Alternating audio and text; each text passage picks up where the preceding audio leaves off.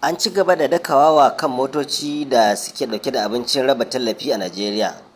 A biyo ma cikin shirin domin jin cikakken labarin a tashar mata ARA Digital. An sake dakawawa kan motoci uku dauke da shinkafar da za a raba tallafi. Wasu mutane da ba san ko suwaye ba sun rika jajjefawa jama'a shinkafar har sai da motocin suka kare.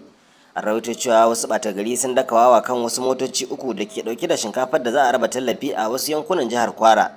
Bayanai sun nuna lamarin ya faru ne a yankunan Oja Oba, Idi Afe, Isale Oja da ke kananan hukumomin Ilori ta gabas da Ilori ta yamma.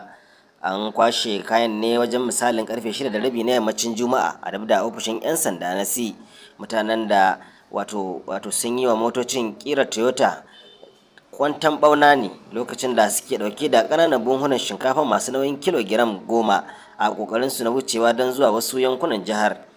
Bidiyon wawasan dai ya karaɗe shafukan sada zumunta na zamani a faɗin jihar.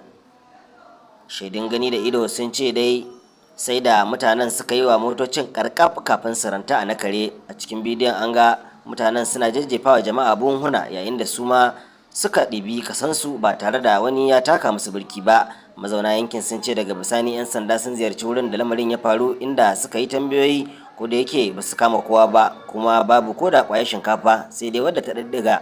Da wakilin ya tuntubi kakakin rundunar 'yan sandan jihar Okasanmi Ajayi ya ce ba su da masaniya akan wawasan.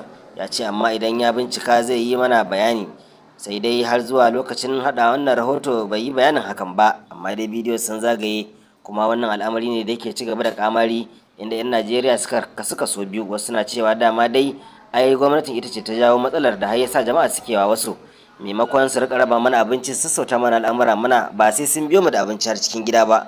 To kuma dai menene dai da fatan dai za a rika bin doka da oda. A biyo ma cikin shiri na gaba domin jin wani sabon labarin da dumadumin sa daga tashar mu ta ARA Digital.